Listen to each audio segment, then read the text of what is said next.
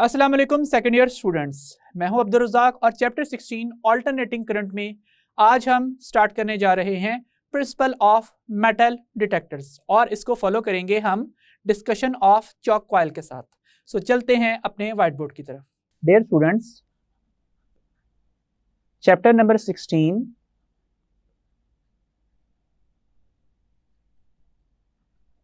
Alternating current में आज हम स्टार्ट करने जा रहे हैं प्रिंसिपल ऑफ मेटल डिटेक्टर्स। इसमें सबसे पहले हमने हॉरिजॉन्टल मैस स्प्रिंग सिस्टम की एग्जांपल देनी है। लेट्स से इस तरीके से एक फिक्स पोर्ट है जिसके साथ एक मैस अटैच है through a spring of spring constant K। अब जब हम इस मैस को इसकी मीन पोजीशन से अवे पुल करते हैं तो जितना ज़्यादा हमें इसको पुल करना होता है उतनी ही ज़्यादा फोर्स भी अप्लाई करनी पड़ती है और जवाबन ये रिस्टोरिंग फोर्स भी बैकवर्ड डायरेक्शन में उतनी ही लगा रहा होता है जिसकी डायरेक्शन टुवर्ड्स मीन पोजीशन होती है, इसलिए माइनस साइन रिप्रेजेंट किया जाता है। और ये जो रिस्टोरिंग फोर्स है Fr, ये constant spring constant K put करने के बाद इस तरह से लिखी जाती है Fr is equal to minus KX और वेक्टर साइंस डाल लें तो ये इक्वेशन इस तरह से लिखी जाती है। इस वजह से ये मैस दोबारा मीन पोजीशन की तरफ चलता है और यहाँ पे आके शूट ओवर करता है इस पोजीशन से और इस पॉइंट तक आता है। अगर सेंट्रल पॉइंट O है, ये A है, तो इस पॉइंट को B कहते हैं। यहाँ पे आते ही इस पे दोबारा towards mean position force act करना स्टार्ट कर देती है। ये इस पोजीशन पे रुकता है और रुकने के बाद दोबारा सेंट्रल पोजीशन O से पास करता है। सो यहाँ पे सेंटर पे चूंकि इसकी डिस्प्लेसमेंट मीन पोजीशन से 0 है, इसलिए इस पॉइंट के ऊपर जो इंस्टेंटेनियस पोटेंशियल एनर्जी 1/2 kx² से लिखी जाती है वो किसके इक्वल होती है? 0 के इक्वल होती है। लेकिन पॉइंट A और पॉइंट B के ऊपर पोटेंशियल एनर्जी मैक्सिमम होती है और इसका एक्सप्रेशन 1/2 kx02 होता है, यहाँ पे भी और पॉइंट A के ऊपर भी। उसकी वजह क्या है कि चूंकि x के ऊपर स्क्वायर है तो अगर x0 नेगेटिव भी लिख दिया जाए तो उसके स्क्वायर ने पॉजिटिव ही होना है। तो सेंट्रल पॉइंट के ऊपर पोटेंशियल एनर्जी इंस्टेंटेनियसली 0 है और एक्सट्रीम पोजीशंस के ऊपर पोटेंशियल एनर्जी मैक्सिमम वैल्यू रखती है। इसके साथ साथ जो सेंट्रल पॉइंट पे काइनेटिक एनर्जी है वो मैक्सिमम है, उसका एक्सप्रेशन 1/2 mv² है और ये अपनी मैक्सिमम वैल्यू रखती है। लेकिन एक्सट्रीम पोजीशंस के ऊपर जो इंस्टेंटेनियस वैल्यू है काइनेटिक एनर्जी की वो कितनी है? वो 0 है। उसकी वजह क्या है कि इन पॉइंट्स पे आके हॉरिजॉन्टल मैस स्प्रिंग सिस्टम एक लम्हे को रुकता है और फिर अपनी डायरेक्शन रिवर्स कर लेता है। सो यहाँ पे इस ऑसिलेटिंग सिस्टम के अंदर जो एनर्जी है वो पोटेंशियल एनर्जी से काइनेटिक और काइनेटिक एनर्जी से पोटेंशियल में कॉन्टिन्यूसली इंटरचेंज होती रहती है। सो इसी तरीके से जो एक LC पैरेलल सर्किट है जिसे हम RLC पैरेलल रेजोनेंस सर्किट भी कहते हैं, यहाँ पे रेजिस्टेंस रिप्रेजेंटेड नहीं है लेकिन रेजिस्टेंस मौजूद होती है। इवन अगर कोई और रेजिस्टर अटैच नहीं करेंगे तो इंडक्टर कॉइल की अपनी रेजिस्टेंस मौजूद होगी क्योंकि इंडक्टर कॉइल किसी वायर से ही बनती है और वायर की resistance R is equal to ρL/A से फाइंड आउट की जा सकती है। तो एक जो LC पैरेलल सर्किट है वो भी इसी तरीके से एनर्जी को एक फॉर्म से दूसरी फॉर्म में कन्वर्ट करता रहता है। दैट मीन्स इस सूरत में होता क्या है कि जो एनर्जी है वो कभी इंडक्टर के पास आती है और कभी कैपेसिटर के पास आती है। ये किस तरीके से एनर्जीज कभी कैपेसिटर और कभी इंडक्टर में है, ये हमने पैरेलल रेजोनेंस सर्किट की कैरेक्टरिस्टिक के लास्ट पॉइंट जिसमें हमने ये एक्सप्लेन किया था कि जो ब्रांच करंट है IC या IL वो सोर्स करंट IRMS से ज्यादा होता है, उसमें एक्सप्लेन किया हुआ है। तो इस तरह एनर्जी कभी कैपेसिटर के पास आती है और कभी इंडक्टर के पास आती है। इसीलिए पैरेलल रेजोनेंस सर्किट को हम इलेक्ट्रिकल ऑसिलेटर भी कहते हैं। अब ये इलेक्ट्रिकल ऑसिलेटर मेटल डिटेक्टर के प्रिंसिपल्स में किस तरह से इस्तेमाल होता है, तो इसके लिए हम सबसे पहले यहाँ पे 2 ब्लॉक्स ड्रॉ कर लेते हैं जिसमें सबसे पहले यहाँ पे जो सर्किट है उसकी लेबलिंग करते हैं। It is additional circuitry for oscillator B है और यहाँ पे ये जो ब्लॉक है it is additional circuitry for oscillator A है। ये दोनों सर्किट्स ऐसे हैं जो लार्ज नंबर में फ्रीक्वेंसीज जनरेट करते हैं। अब ये फ्रीक्वेंसीज कनेक्टेड होती हैं ऑसिलेटर सर्किट्स के साथ इस तरह से कि यहाँ पे ये दो वायर्स इमर्ज आउट हो रही हैं और सिमिलरली यहाँ पे इधर से भी दो वायर्स इमर्ज आउट हो रही होंगी और इन वायर्स के आगे इलेक्ट्रिकल ऑसिलेटर सर्किट इस तरह से कनेक्ट किए हुए होंगे कि यहाँ पे इधर अटैच्ड है एक कैपेसिटर C, सेम इसी वैल्यू का कैपेसिटर यहाँ पे भी मौजूद है। अब इसके बाद यहाँ पे मौजूद है एक इंडक्टर कॉइल जिसकी सेल्फ इंडक्टेंस की वैल्यू L है और इसके साथ यहाँ पे भी एक इंडक्टर कॉइल मौजूद है। इस इंडक्टर कॉइल की जो सेल्फ इंडक्टेंस की वैल्यू है वो भी सेम वही है और इसके लिए हम सिंबल क्या लिख रहे हैं, सिंबल इज L। यहां से लेके यहां तक जो सर्किट ड्रॉ किया गया है इसका लेबल है ऑसिलेटर सर्किट B और यहां से लेके यहां तक जो सर्किट ड्रॉ किया गया है इसका नाम है ऑसिलेटर सर्किट A। ये जो ऑसिलेटर सर्किट A है it is an internal circuit, that means ये मेटल डिटेक्टर के इंटीरियर्स पे मौजूद होगा, ये उसकी आउटर लेयर्स को अप्रोच नहीं कर रहा होगा। और जो ऑसिलेटर सर्किट B है it is external circuit, that means ये सर्किट मेटल डिटेक्टर के आउटर पार्ट्स के ऊपर यूज होगा जहां पे आपने स्कैनिंग करनी होती है। अब ये जो ऑसिलेटर सर्किट B है इसकी एक रेजोनेंस फ्रीक्वेंसी है और वो रेजोनेंस फ्रीक्वेंसी इस एक्सप्रेशन से लिखी जाएगी FRB is equal to 1/2 pi √LC और जो रेजोनेंस फ्रीक्वेंसी है ऑसिलेटर सर्किट A की वो लिखी जाएगी FRA is equal to 1/2 pi √LC। That means ये दोनों सर्किट्स इनिशियली एक ही फ्रीक्वेंसी को रिजेक्ट करके वापस additional circuitry for oscillators A and B में फीड करेंगे। ये जो additional circuitry for oscillators A and B है ये सर्किट बहुत सारी फ्रीक्वेंसीज जनरेट करता है और जो लो फ्रीक्वेंसीज हैं वो यहाँ इंडक्टर से गुजर के ग्राउंड हो जाती हैं, शॉर्ट सर्किट हो जाती हैं दोनों साइड्स के ऊपर। और इसके अलावा जो हाई फ्रीक्वेंसीज हैं वो कैपेसिटर से गुजर जाती हैं और ग्राउंड हो जाती हैं, शॉर्ट सर्किट हो जाती हैं और खत्म हो जाती हैं। लेकिन एक सर्टेन फ्रीक्वेंसी इन दोनों सर्किट से रिजेक्ट होती है जो कि इन एक्सप्रेशन के जरिए से फाइंड आउट की जाती है। हम ये बात जानते हैं कि किसी भी पैरेलल रेजोनेंस सर्किट के अंदर जो इंपीडेंस वर्सेस फ्रीक्वेंसी ग्राफ है वो इस तरह से होता है और इंपीडेंस रेजोनेंस के ऊपर जाके मैक्सिमम होती है। और अगर हम ये ग्राफ ड्रॉ करें करंट वर्सेस फ्रीक्वेंसी का तो इसका ग्राफ कुछ इस किस्म का आता है। यहाँ पे रेजोनेंस फ्रीक्वेंसी मौजूद है और इस पॉइंट के ऊपर करंट अपनी मिनिमम वैल्यू रखता है। That means oscillator circuits A और B से जो रिजेक्ट होने वाला सिग्नल है उसकी फ्रीक्वेंसी FRA और FRB आपस में जो फिलहाल इक्वल है वो ही बचेगी, बाकी तमाम फ्रीक्वेंसीज शॉर्ट सर्किट होके खत्म हो जाएंगी। अब यहाँ पे जो रिजेक्टेड फ्रीक्वेंसीज हैं वो यहाँ पे इन वायर्स के जरिए से फीड कर दी जाएंगी एक और ब्लॉक को और इस ब्लॉक का नाम क्या है, इस ब्लॉक का नाम है बीट फ्रीक्वेंसी एम्पलीफायर। और यहां से जो फ्रीक्वेंसी रिजेक्ट होके आ रही है FRB वाली उसके लिए बुक ने FOB का सिंबल यूज किया है और यहां से रिजेक्टेड फ्रीक्वेंसी FRA के लिए बुक ने FOA का सिंबल यूज किया है। ये दोनों फ्रीक्वेंसीज फीड कर दी जाती हैं बीट फ्रीक्वेंसी एम्पलीफायर को और बीट फ्रीक्वेंसी एम्पलीफायर इन दोनों वेव्स की फ्रीक्वेंसी का डिफरेंस डेल्टा F जिसे आप FOB माइनस FOA मॉड के अंदर लिख सकते हैं। दैट मीन्स हमें यहाँ पे सिर्फ पॉजिटिव वैल्यू ही चाहिए और इस फ्रीक्वेंसी का नाम क्या है, इस फ्रीक्वेंसी का नाम है beat frequency.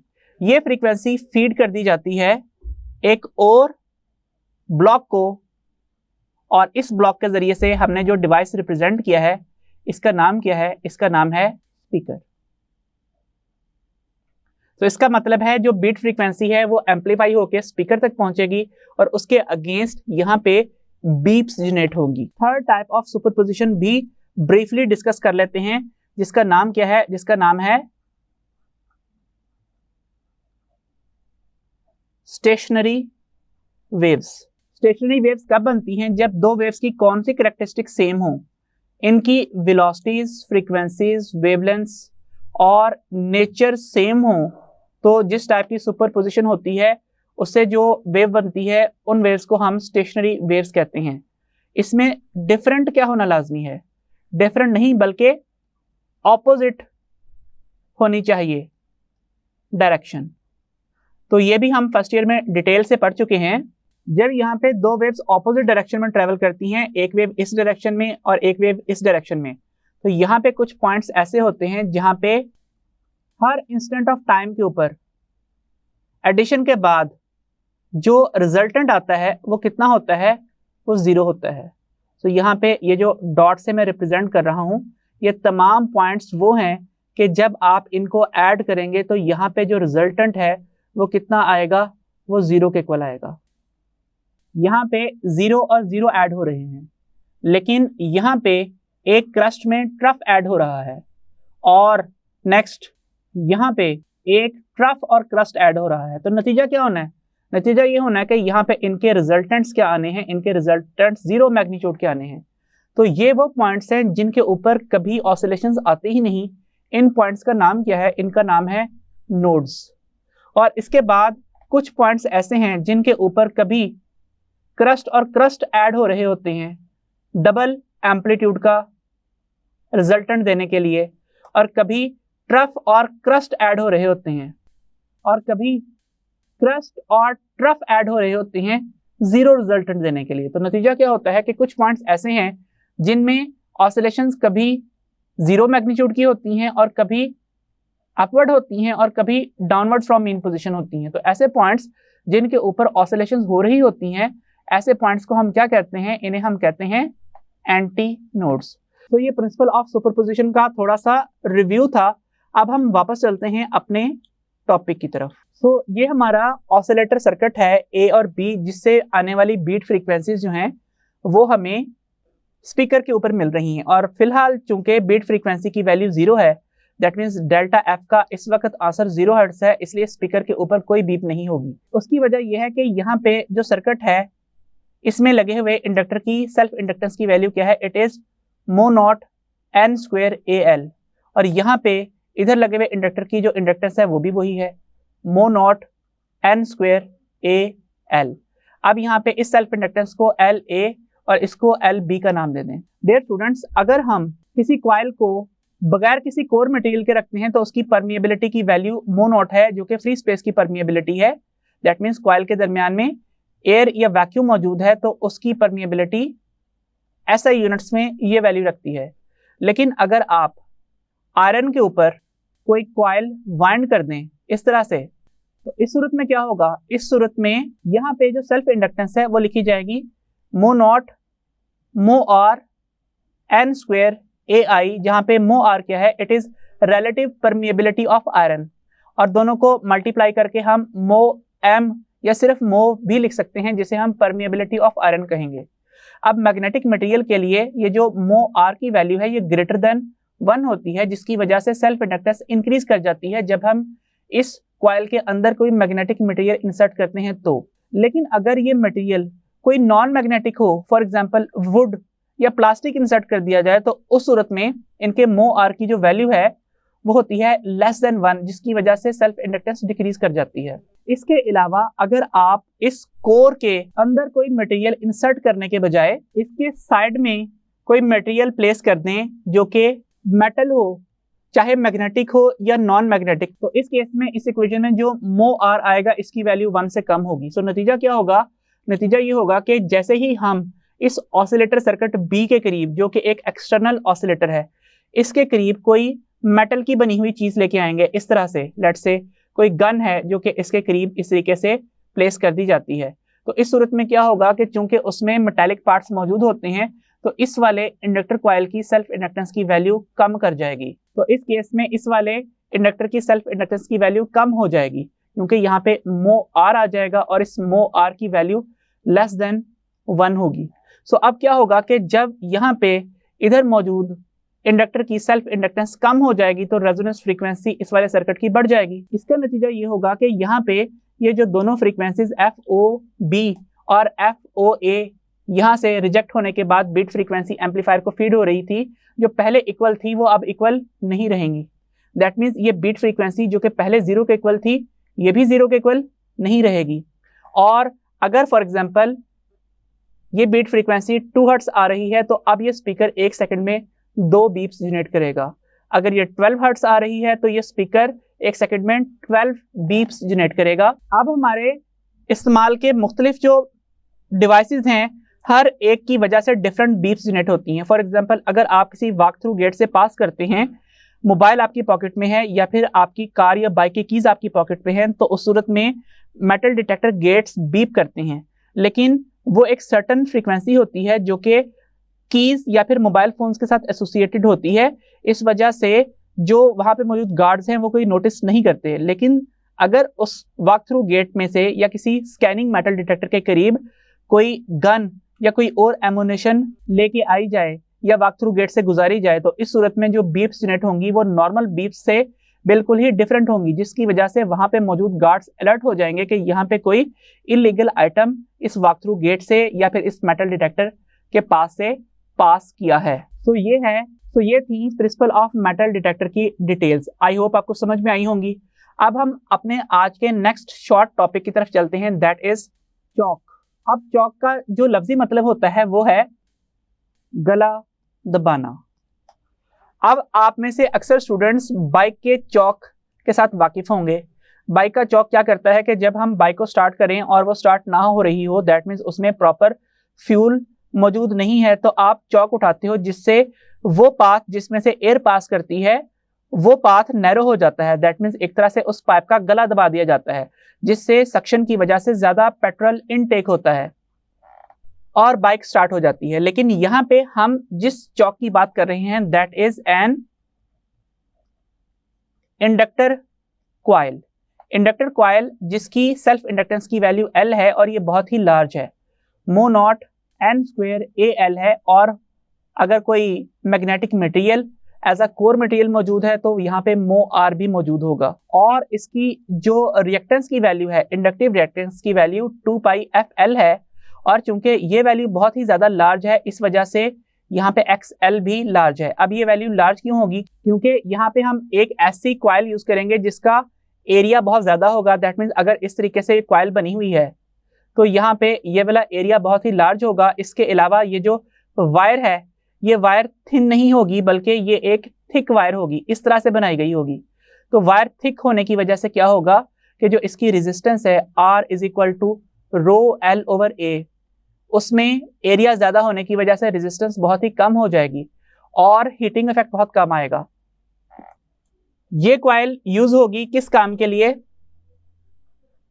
To block IRMS और to drop VRMS through an alternating circuit without consuming electricity. हम ये बात जानते हैं कि किसी इंडक्टर के केस में जो फेज डिफरेंस है थीटा वो 90 डिग्री होता है VRMS और IRMS के दरमियान में। VRMS लीड करती है IRMS को और इस इंफॉर्मेशन की सोर्स है ये इक्वेशन V = L ΔI/ΔT। हम ये बात जानते हैं कि जब भी इन दो टर्म्स का ग्राफ आता है तो उनकी स्लोप हमेशा लीड करती है। तो ΔI/ΔT प्रोपोर्शनल है VL के, तो जब ΔI/ΔT मैक्सिमम होंगे तो उस वक्त VL मैक्सिमम होगा और ΔI/ΔT इस पॉइंट के ऊपर मैक्सिमम और इस पॉइंट के ऊपर 0 हो जाते हैं जब यहाँ पे वेव ट्रेवल कर रही होती है। इस तरह से यहाँ पे ΔI/ΔT मैक्सिमम है और यहाँ पे मिनिमम है। इस वजह से जो VL है वो लीड करता है और ये जो इंडक्टिव करंट I है ये लैग कर रहा होता है।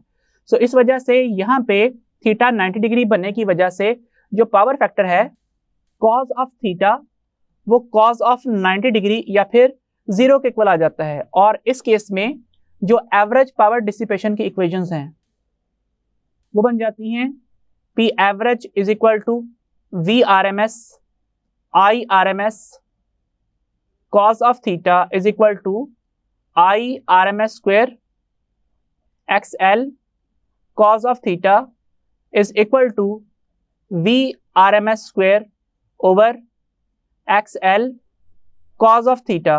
cos theta के जीरो हो जाने की वजह से ये तमाम टर्म जीरो हो जाती हैं।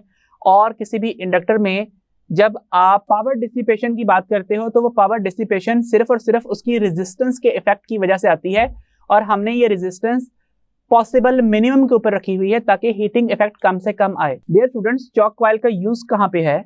तो चॉक कॉइल का यूज आपने अक्सर ट्यूब लाइट्स के अंदर देखा होगा। ट्यूब लाइट्स की कंस्ट्रक्शन किस तरह से होती है कि यहाँ पे एक मेटल फ्रेम होता है, इस तरह से ये इसके होल्डर्स होते हैं, और इन होल्डर्स के दरमियान में यहाँ पे इस तरह से ट्यूब मौजूद होती है, और यहाँ पे इस जगह के ऊपर मौजूद होती है चॉक कॉइल, और इधर स्टार्टर मौजूद होता है किसी ट्यूबलाइट का। सो इस तरीके से यहाँ पे ये चॉक कॉइल ऑल्टरनेटिंग करंट को ब्लॉक और जो ऑल्टरनेटिंग वोल्टेज है उसको ड्रॉप करने के लिए इस्तेमाल होता है, क्योंकि ट्यूबलाइट 220 वोल्ट्स पे ऑपरेट नहीं करती, वो कम वोल्टेज पे ऑपरेट करती है। तो इसलिए इंडक्टर कॉइल को यूज करके बगैर इलेक्ट्रिसिटी कंजम्पशन के हम वोल्टेजेस को कम कर लेते हैं। अब यहाँ पे ये बात भी याद रखने की है कि चूंकि इंडक्टर कॉइल या चॉक कॉइल हीटअप हो रही होती है, इसलिए कुछ ना कुछ एनर्जी लॉस यहाँ पे आता है। अब हम अपने आज के इस टॉपिक से रिलेटेड चंद एमसीक्यूज डिस्कस कर लेते हैं। आज के हमारे एमसीक्यूज हैं, which of the following circuit is used in metal detectors. तो अभी हमने पढ़ा कि RLC पैरेलल